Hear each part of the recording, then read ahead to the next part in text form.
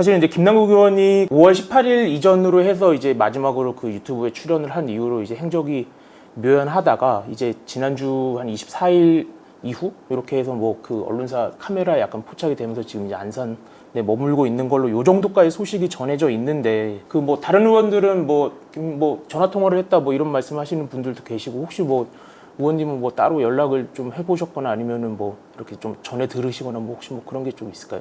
직접 전화한 건 없고요. 네. 사실 그 코인 사건 나기 뭐 한 며칠 전에 식사를 한번 같이 했어요. 원내대표 그 선거가 있었던 날 네네. 그냥 뭐 번개팅에서 점심을 같이 소위 친명계 네네네. 제가 하도 저 이재명 대표를 비판하고 그러니까 또 친명계 의원들이 좀 째려보고 그러잖아요. 네. 그래서 이제 좀 풀려고. 네네. 김남국 의원이 원래 저 평소에는 얘기도 바로 그럽니다. 그래서 이제 식사도 같이 했는데 좀 안 됐다, 안타깝다. 그리고 이제 본인이 하고 싶은 얘기가 있는데 억울한 구석도 있을 수 있죠.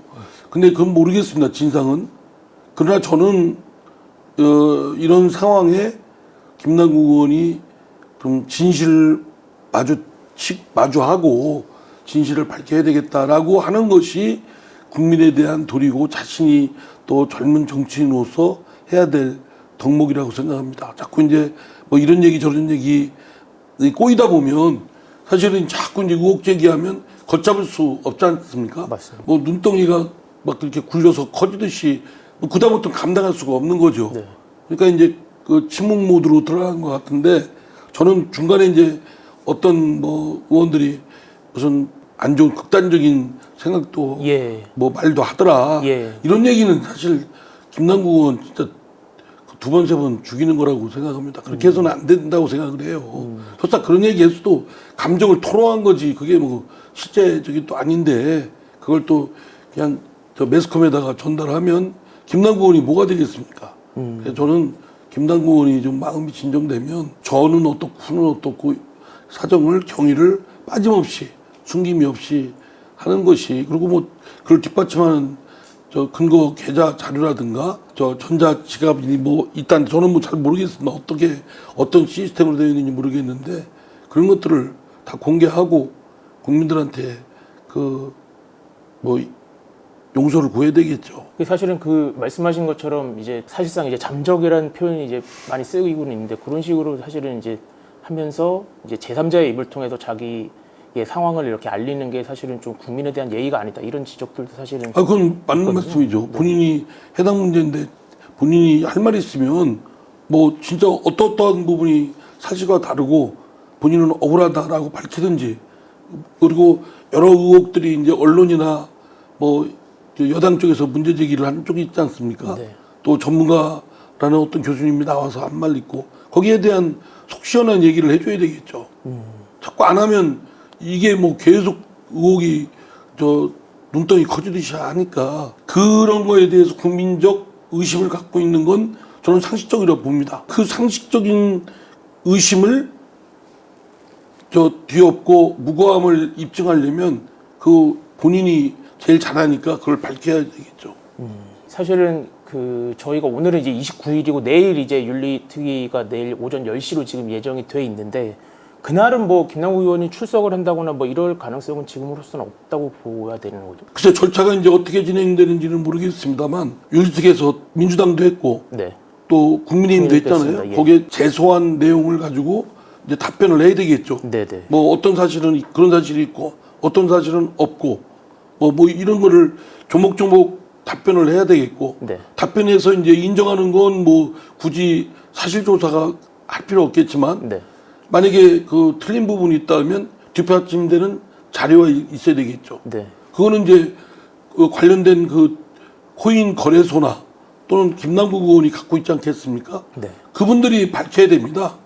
그래서 증거를 확보하고 있는 쪽에서 그런 쪽에서 이제 증거를 해서 그 증거를 가지고 자료를 가지고 양쪽이 기다 아니다 하면 어느 쪽이 맞는가는 그걸로 가늠해서 결정을 해야 되겠죠. 그러니까 일단 내일은 뭐 모습을 드러낼 확률이 높진 않지만 어쨌든 나중에 이제 소명을 요구하는 절차가 왔을 때는 적극적으로 좀 소명을 하는 게 맞다고 본다 이런 말씀. 당연히 안 하면 불리한 거죠. 그 관련 자료를 본인도 갖고 있을 거 아니겠어요? 제일 네. 잘 알고 네. 또 그 코인 거래소도 갖고 있을 테고, 말하자면 윤리특위의 진상조사 소위 같은 걸 구성을 해서 네. 먼저 사실관계를 확인을 해야 되겠죠. 네. 증거로서. 네. 그게 지금 또 뭐 그 관련해서 제가 오늘 아침에 좀 급하게 프린트를 해 오기는 했는데, 지금 그 위철한 그 민주당 윤리심판원장이시죠? 이분께서 오늘 아침에 이제 라디오 인터뷰에서 이런 말씀을 하셨습니다. 근본적으로 국회의원 자격이 저는 좀 문제가 된다고 봅니다. 이런 식으로 발언을 하셨는데, 코인 논란에 김남국 의원이 국회 윤리특위에서 어떤 특정한 결론이 내려지면 민주당 의원들이 이 표결에 어떻게 임해야 된다고 생각하십니까?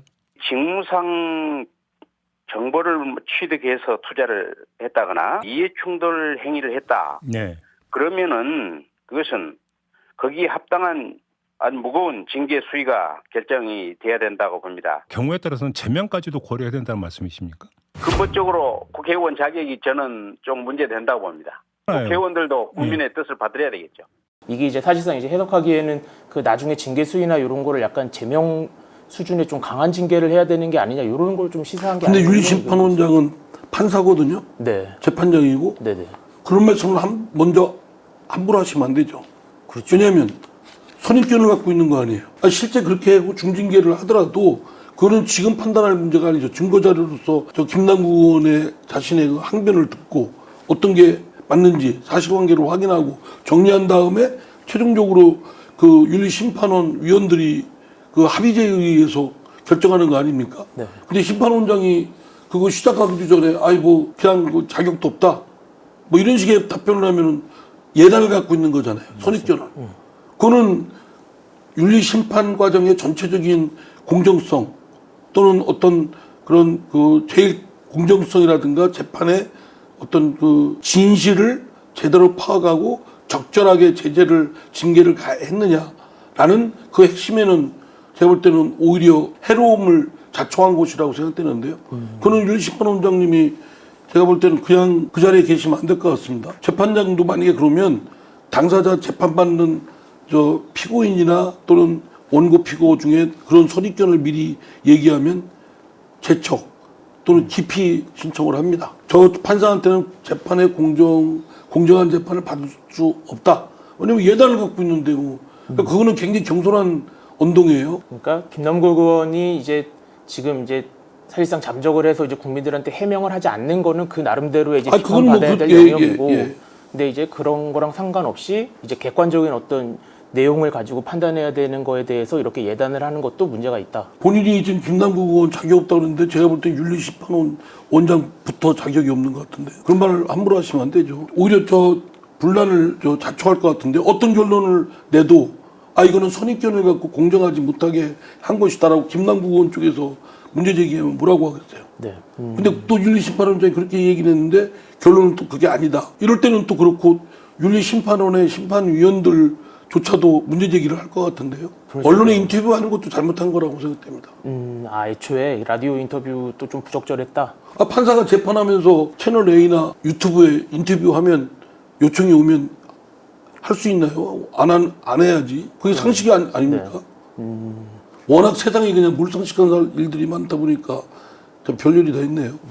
그 연장선상에서 이제 김남국 의원이 이제 탈당하는 뭐 시기나 이런 걸 가지고도 당내에서도 사실은 뭐 비판이 있었고, 그다음에 탈당도 사실은 약간 좀 꼼수가 아니냐 뭐 이런 비판은 사실 약간이 아니라 진짜 전체적으로 꼼수죠. 약간이 아니고. 왜냐하면 공무원도 사표 이게 해서 제재를 징계를 하려면 네.